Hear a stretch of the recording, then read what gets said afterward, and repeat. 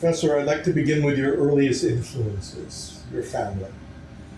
Where are you as a child, and what are your parents like? Yeah, I was born in Moscow in 1946, Moscow, Russia. And my father he was a mathematician, but mostly he was in education, and so he worked during his life in various institutes around in Moscow. Secondary education? No, Higher education? higher education. Higher education. He was, so-called candidate of pedagogical sciences, which corresponds probably to PhD in education. When you were born was a rather terrible time. In 46, but a terrible time in terms of economics and recovery from the war. Was the family situated comfortably, or was it a very difficult way to live? No, probably I don't remember. So it's the World War II ended in 1945. Exactly. I was born in 46, but I probably don't remember anything. But even by the 50s, was it okay? Was it? No, so it depends by what standards. So it's if it's you. So it's So my mother actually was most of her life was always called her homemaker. Mm-hmm. But later she worked with some. Had she been educated? I mean, at the university level? Who? Your mother. My mother, no, maybe some kind of college probably, but I think so. But how many children in the family? Just you, only me. Child. Are you aware? Of course, not at the first years, but maybe by 8, 10, of their expectations for you, hopes for you, direction of. So actually, my father more or less encouraged me to be a mathematician, probably from early age. Would this be through games? No, probably some kind. So actually, I could say multiply two-digit numbers. Yes. Maybe at a quite early age, and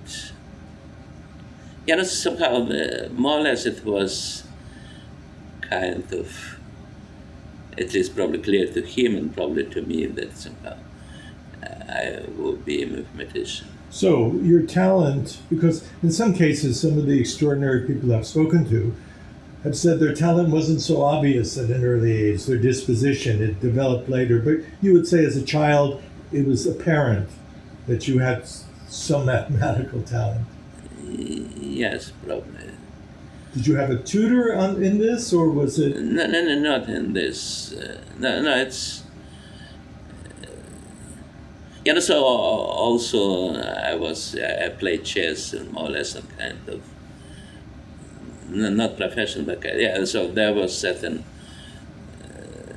circles where some groups of children, where played chess. And it's actually chess in the Soviet Union was kind of a government enterprise. Yes, and a discipline for the young. If you were involved. No, but it's one of the prides. There's a chess champions for quite long period of time were from the Soviet Union. And how good were you at chess? It's now there's these numbers, but I had at the end what was called period as the first category. So it's I was not a chess master, but Yeah, that's relatively good. I don't know how it's how it's translated into into current ratings. But chess was an influence. Yeah, no, but I played chess until I was until I entered the university. So, because somehow I tried to combine, but somehow it didn't work. Tell me a little bit about your schooling before university. What kind of school was it? What were the teachers like? That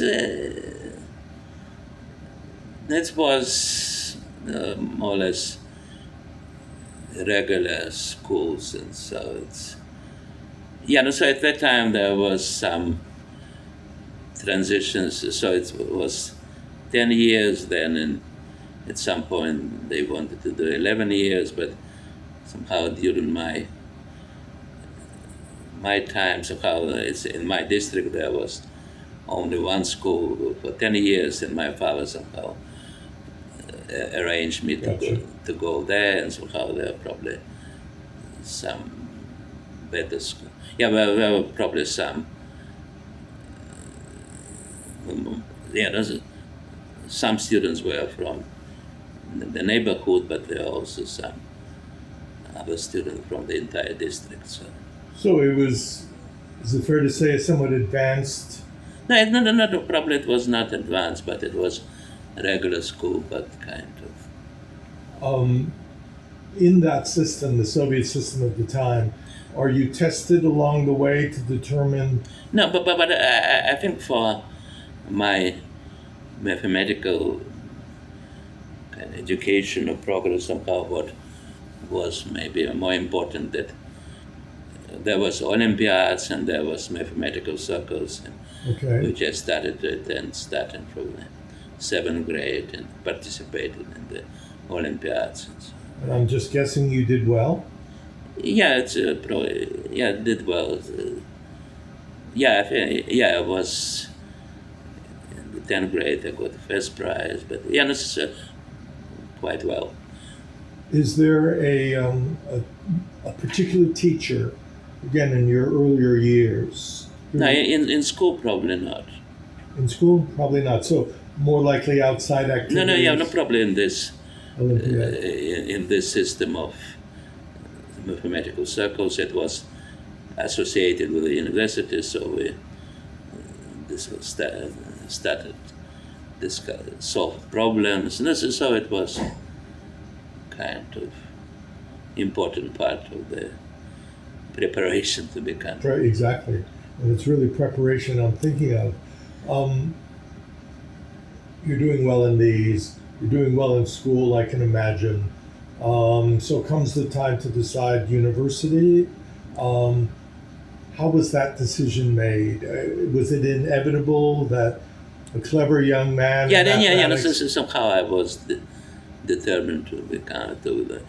So there was Moscow State University. Was somehow the system there is quite different system here. So it's subdivided. It was and is subdivided into so-called faculties, which is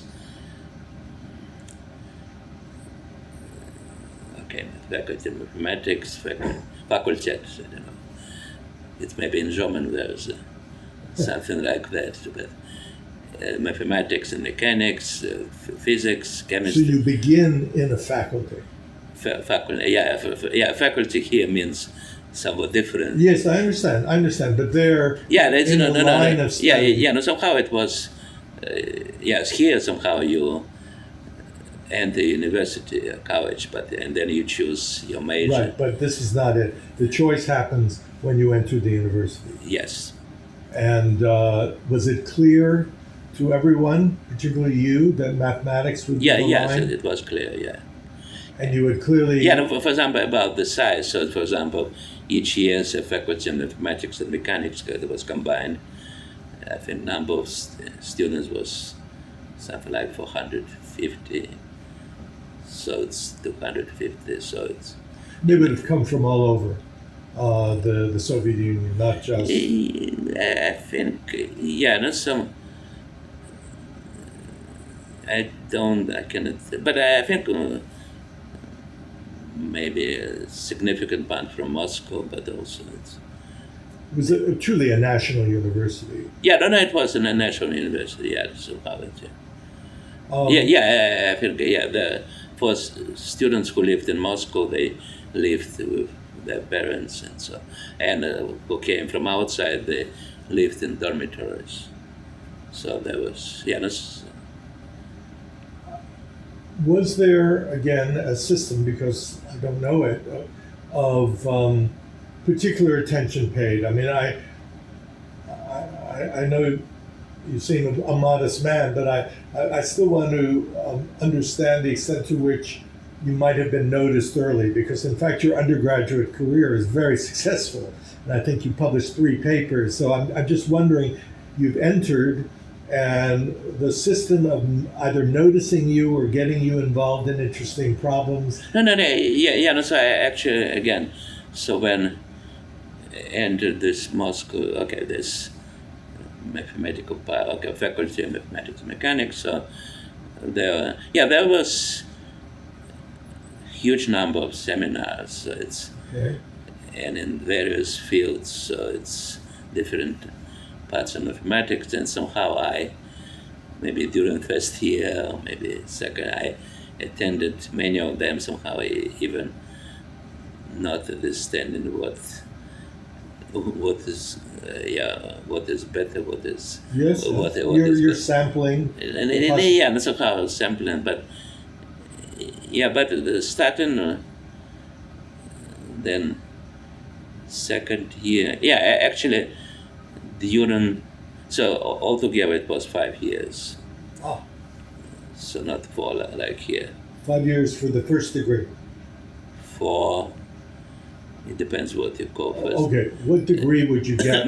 So probably it's bachelor. I don't know. It's hard to compare. Maybe corresponds to maybe something in bachelor and master, but. You get some what is called diploma.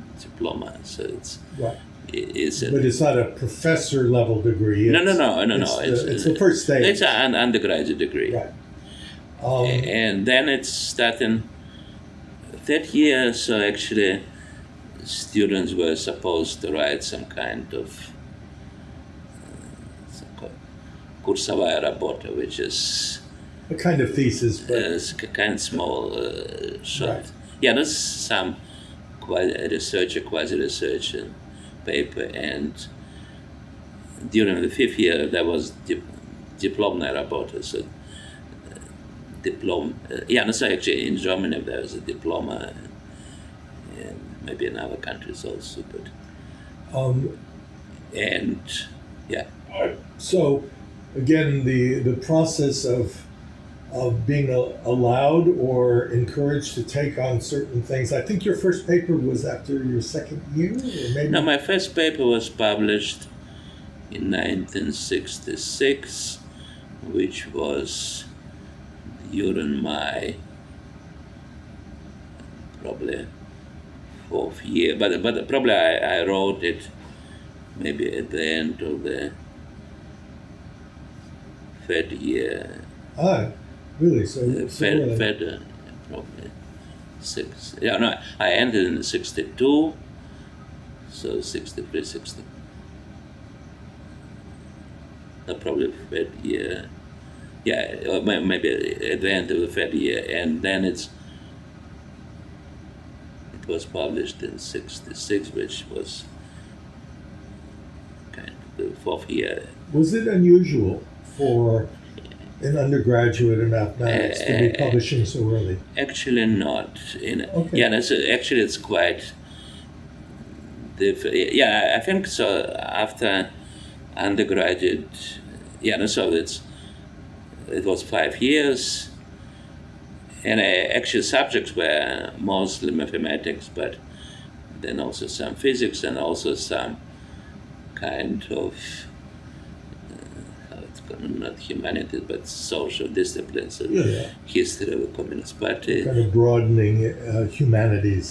It's a political economy, Marxist philosophy. Right, of course. So in this, with this flavor. How did you focus on the subject that became this paper? How? And again, I'm not a mathematician, but actually, I told you that I attended quite a few seminars, and one of the seminars was directed by Professor Dinkin, who now who died. He was born in 1924, and then he immigrated in 1977. He was a professor at Cornell. Oh, so he left early. So he actually, But what was his? But it was okay. So seminar was at a kind, what's called some kind of probability margin boundaries, and then he posed some question, and actually not to me, and then I was, you were intrigued. I was able to solve this, and then, so I actually, so after undergrad, some undergraduate students were recommended to graduate school, which was for 3 years. 3 years, and that would lead to what we would think of as a doctorate, but at least a credential to teach. It leads to called the PhD. Okay.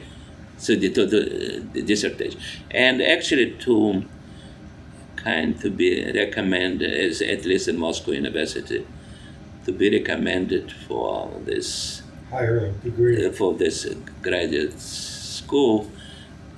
I would not say it was necessary condition, but it was quite desirable that people had published paper submitted for publication. Demonstrated some real ability. Yes. Yes. I know just from having read about you that one of the significant professors, I think it was at this stage, was Yakov Sinai. Yeah, who is now in Princeton. Yes, amazingly. How did your relationship begin? Were you assigned a professor? No, I wasn't. It's again,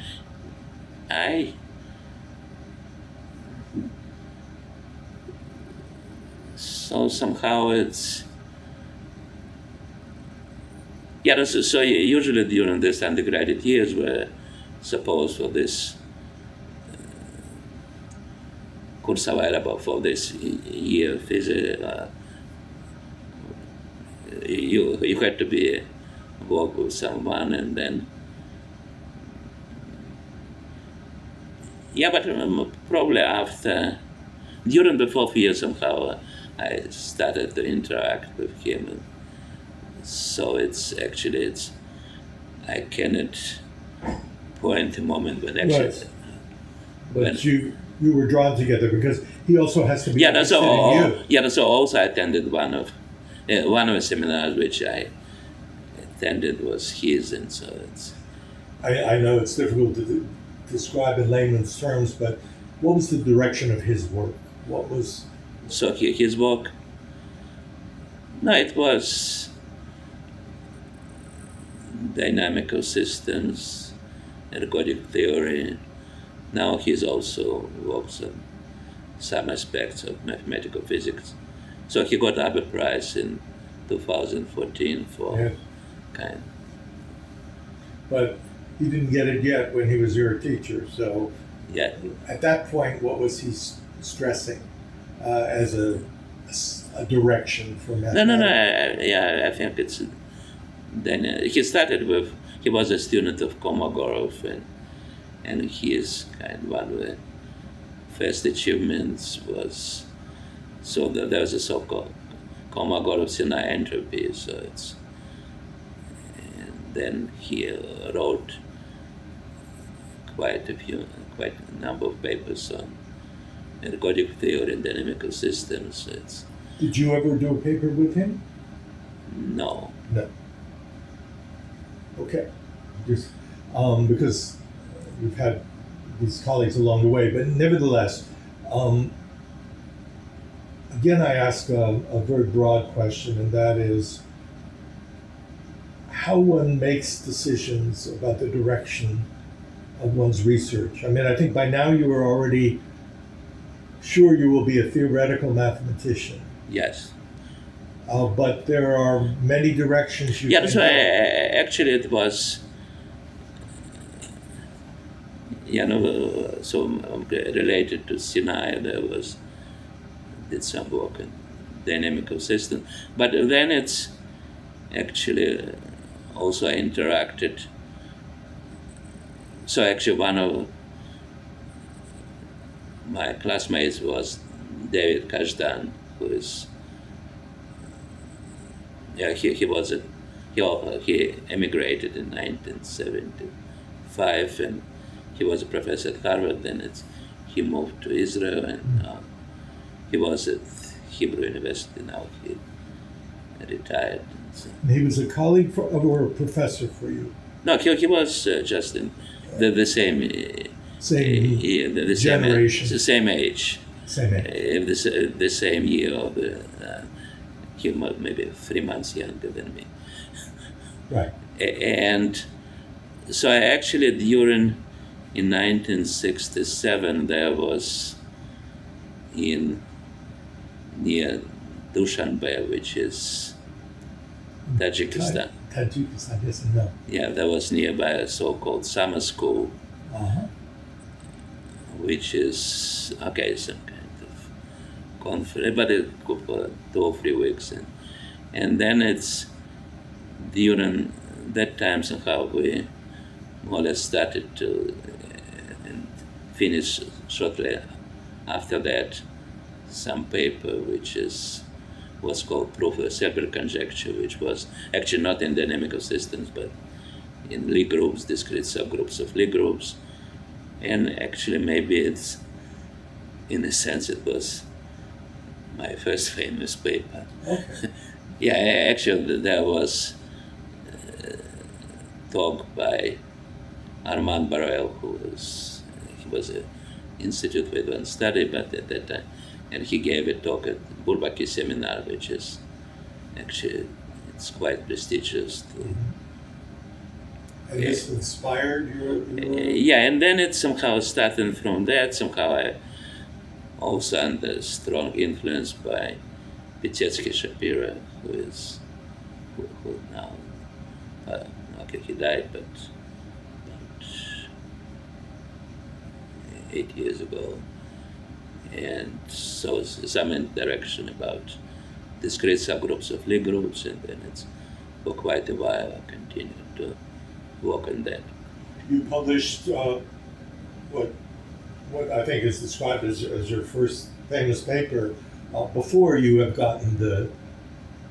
finished your course in the graduate study, or? Yeah, no, so actually this paper was actually written just after, more or less maybe at the same time as undergraduate. So it's published during the first year of graduate. So I ask a question again from outside the profession, and that is that it seems, unlike my own profession, history or other fields, that it is not surprising to see great talent begin to produce productively at a young age in mathematics. Is this? Yeah, it depends actually. It's somehow in this country it's not true. It's not true, but it seems very early for you to be. Yeah, no, there was some exceptions in this country. Yeah. But mostly it's, I think, more or less first published paper is PhD thesis, which is about age 26, 27, 25.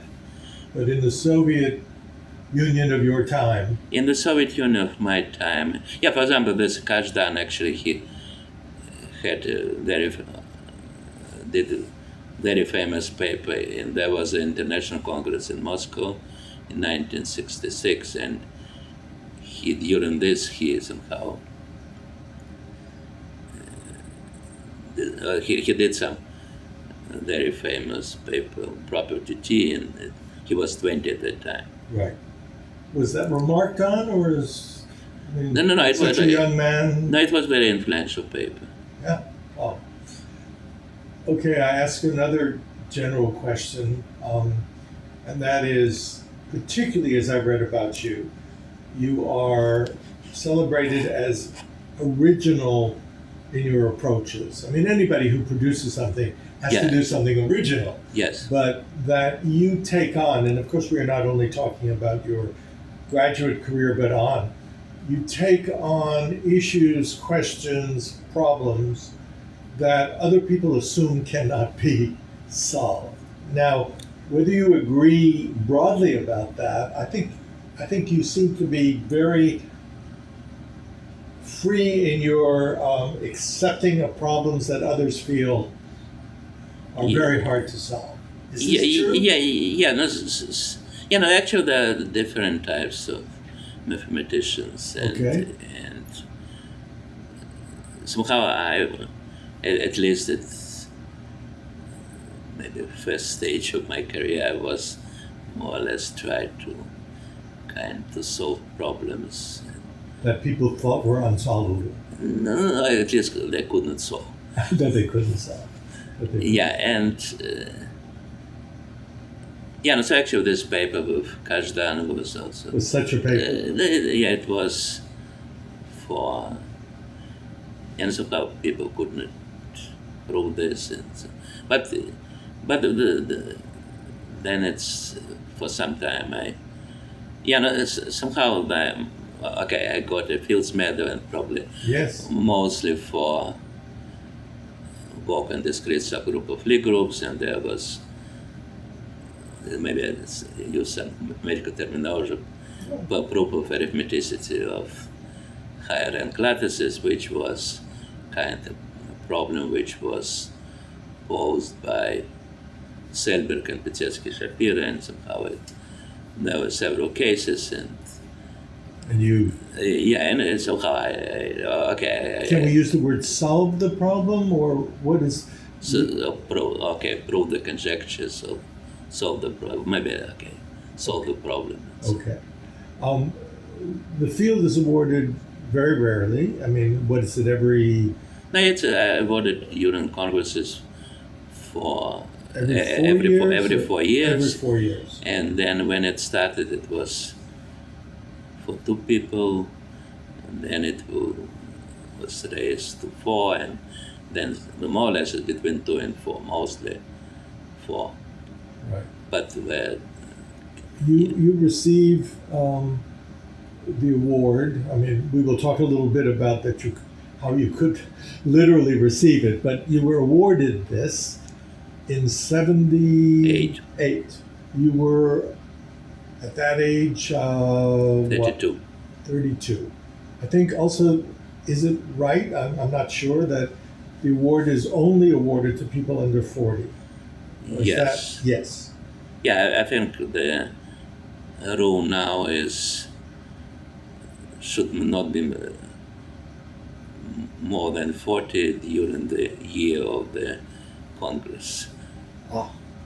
So basically it's... So news comes of this award, which is an immense distinction. You are in Moscow at this point, and again, famously, you are not allowed to go and receive it. Why? Is this something that helps us understand Soviet academic culture, or was this something personal? Why were you not able to receive it? So it's... again, so traveling abroad was not considered to be a right, but a great privilege. For example, there was socialist camp, and then there was West. Right. So travel to Eastern European countries was... Not hard. No, it was hard, but not bad. Not impossible. but yeah.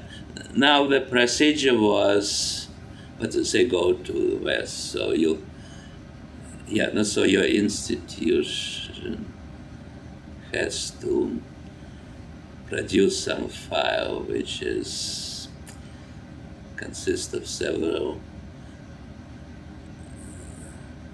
parts. One of this is so-called characteristic, which is kind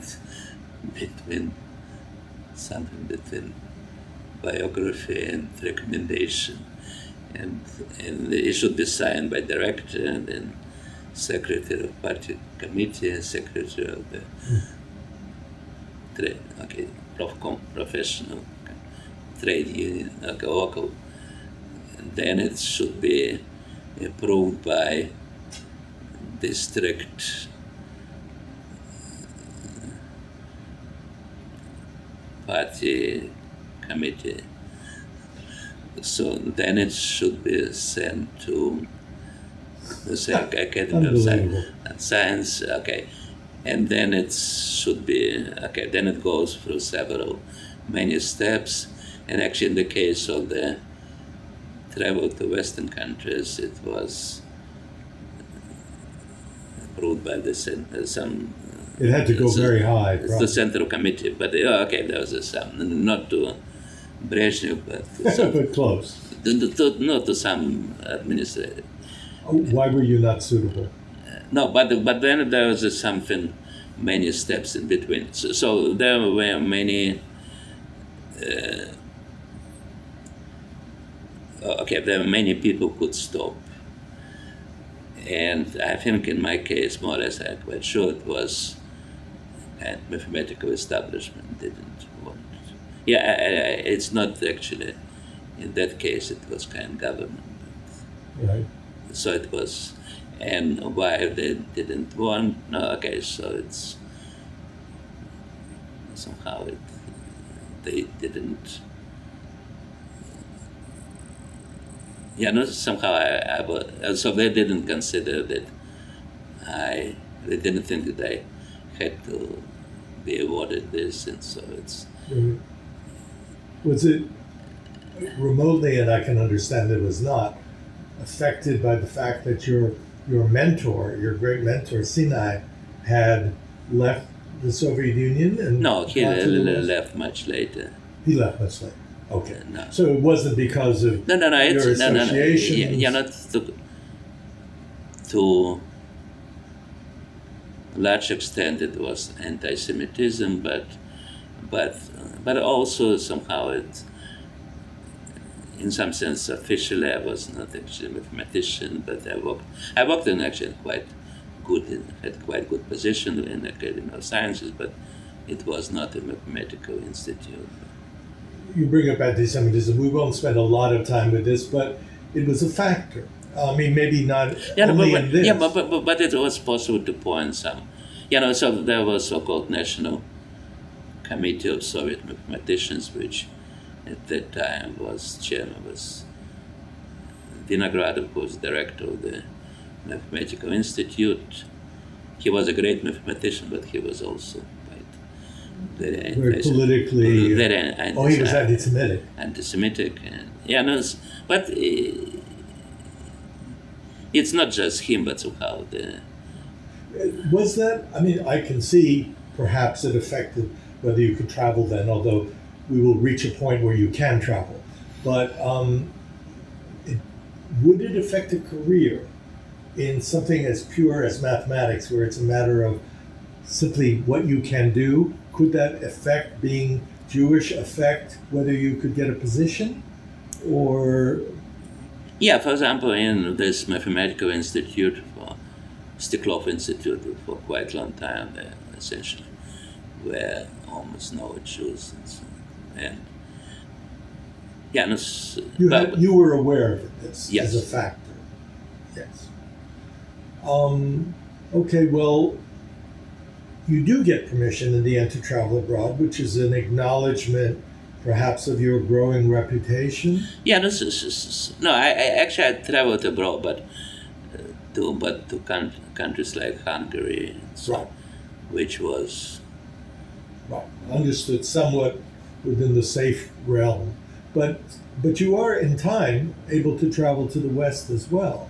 No, I traveled to maybe in '79, and more or less in some sense it was kind of compensation that they Ah, did. I was not allowed to go to. what is the difference, just in your intellectual life, the point where you can travel to meet colleagues in a wider range? Is there a kind of important liberation in this, or in fact, intellectually, can you visit together in publications in a way that it's not so significant? That No, it was significant. Actually, also there was kind of difficult to, public. Okay, at that time there was no internet. There was no Right. so to publish, and then also to communicate to colleagues. Somehow it was difficult. It was difficult. Yeah. There's still some oversight over what you can have access to and not, this kind of thing? Or is it just the expense of getting the foreign publications? What? No, but it's but somehow there was not many interactions to travel to conferences to. Right. Yeah, in some sense there was great mathematical school in Soviet Union, so it's in Moscow, Leningrad. So even though you were restricted in international travel until you but there was such a vibrant intellectual community yes, locally that Yeah. it didn't constrain your thinking. yeah, Okay. no, but it's somehow it's.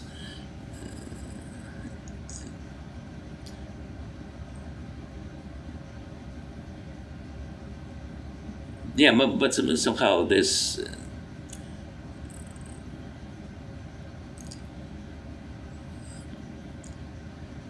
Yeah, somehow there were quite some obstacles for careers, for example, because of this resistance of kind of mathematical establishment. Right. And yeah, no, so the situation is not perfect. yeah, but in some sense it was. It was a case. It was good. You got a position after you received what we think of as a PhD, but the degree of the graduate study. Was the position also in Moscow? Yeah, it was in Moscow. There was this Sister Academy of Sciences at one of the institutes. But institutes actually, by Western standards, were quite big. So, for example, I worked in a relatively small institute, but there was about 200 people. Wow. And some big institutes could be thousands.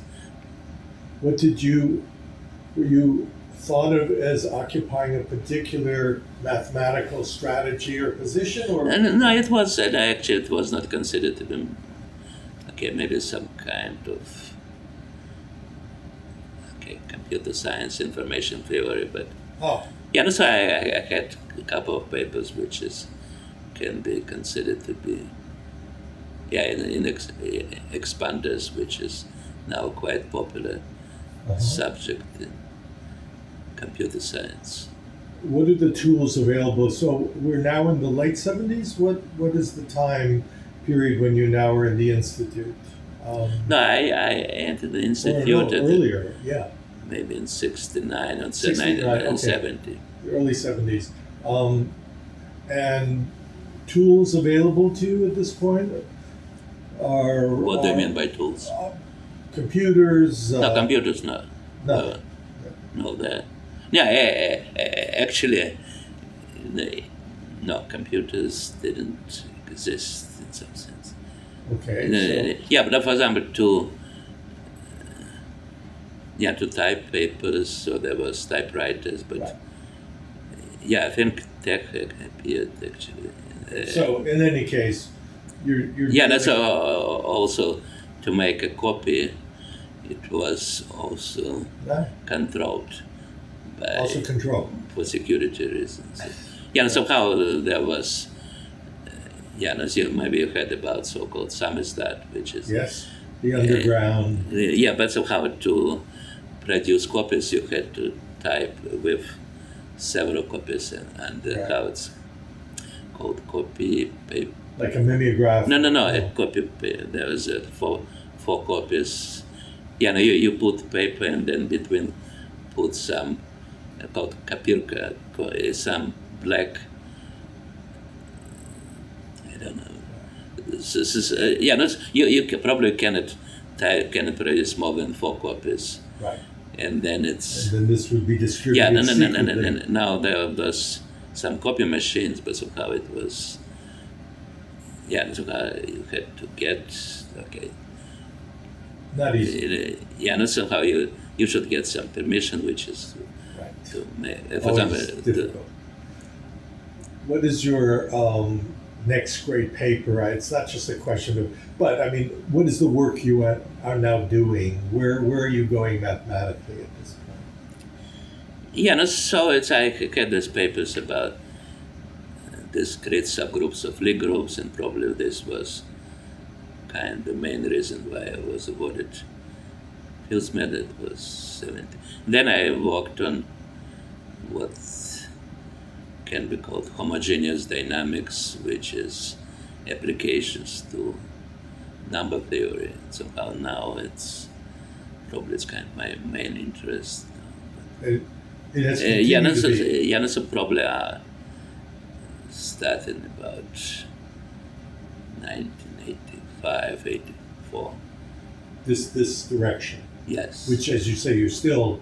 Yes, and then I left Soviet Union in 91, 91. So at Yale since 91. you left. Is it fair to say the first opportunity when it was possible to leave? Or? No. Actually, it was. No, it's. No, actually, after when.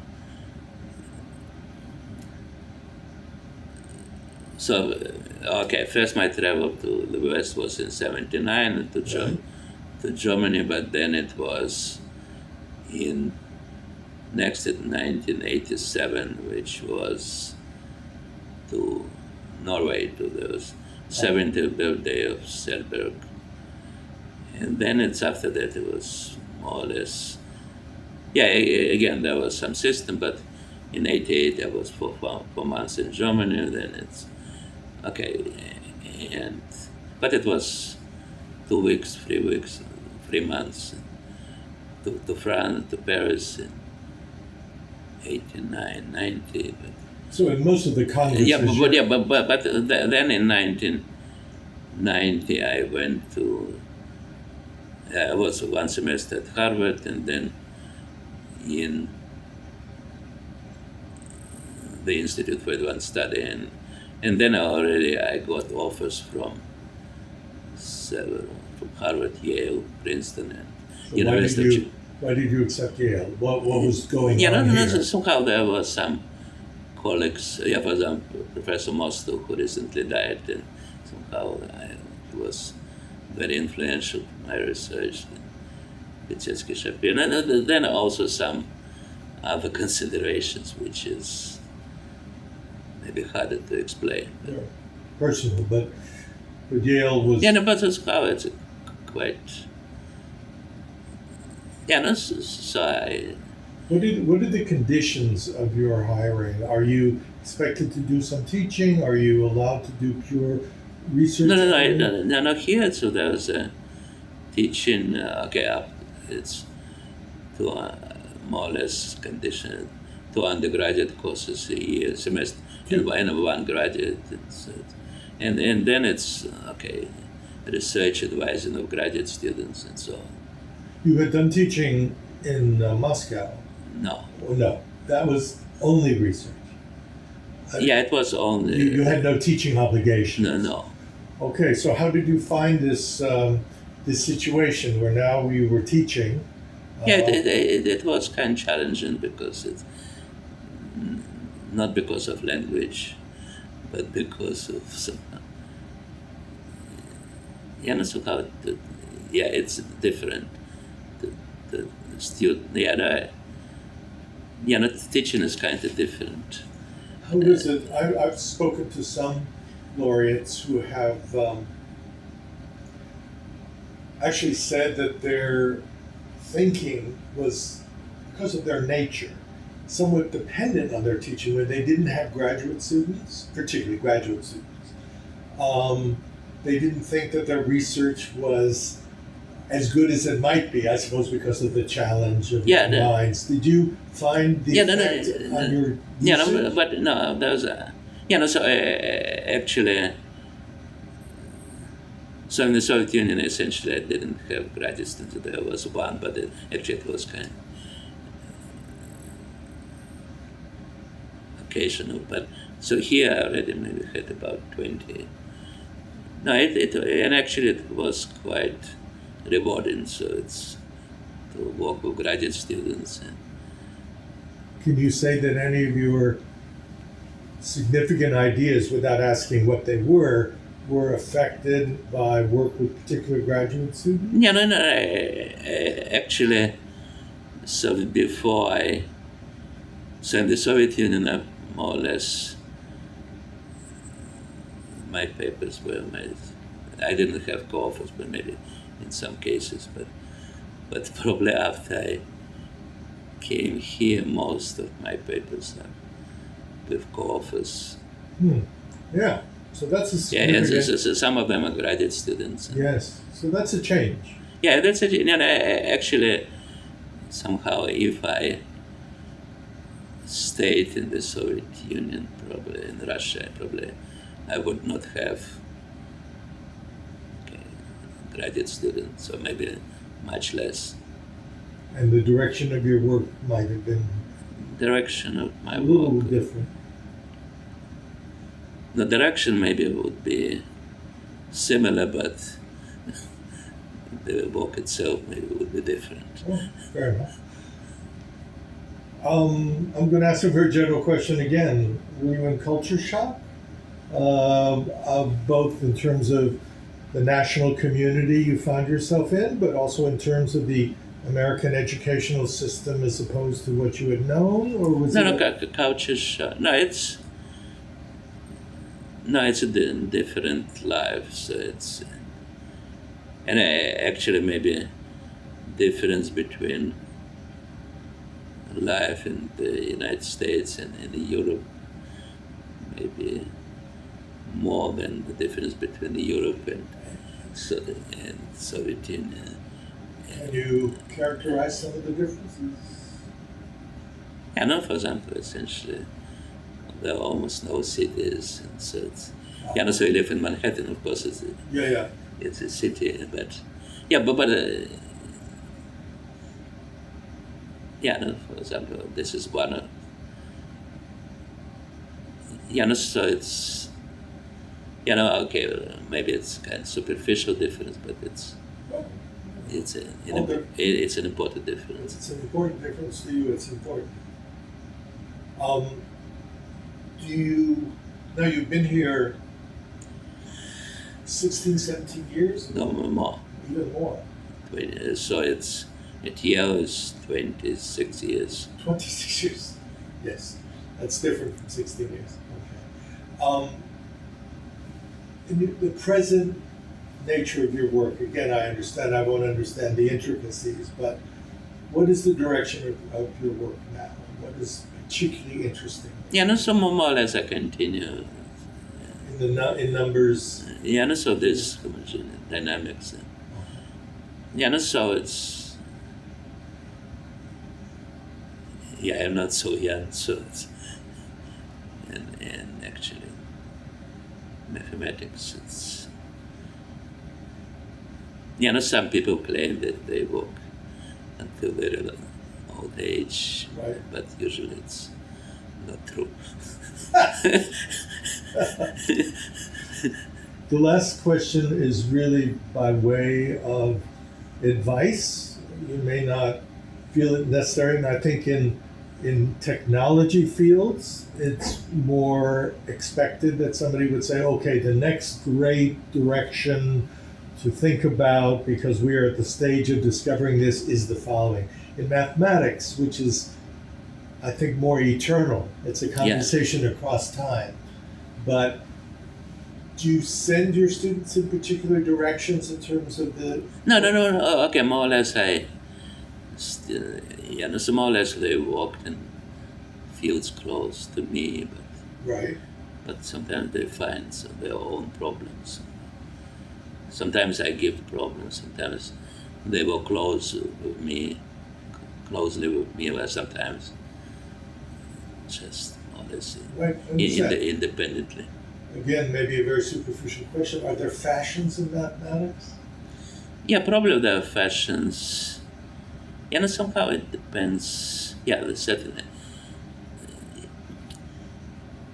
What are you pursuing something that is fashionable in mathematics now? Or? No, but probably not. But somehow it depends on personalities, and so there's some charismatic people. So it's certainly there are fashions. The last question would be, and again, it's difficult for a modest man to answer this, but again, the originality, almost the stubbornness of your pursuit of certain questions at various points when others were not expecting solutions. Have you found without mentioning name, among students and colleagues, people with that attribute who are pushing in directions that others expect will not lead anywhere? What do you mean? It's more about originality. Are you finding people who are very original in the challenges that they are willing to take on? Is this good? This is so usually it's somehow to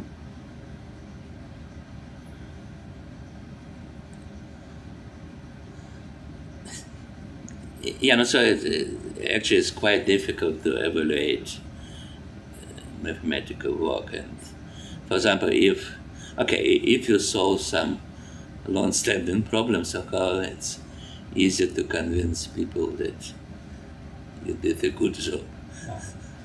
But on the other hand, there was quite a few great mathematicians who just worked completely differently. So. Again, at the end,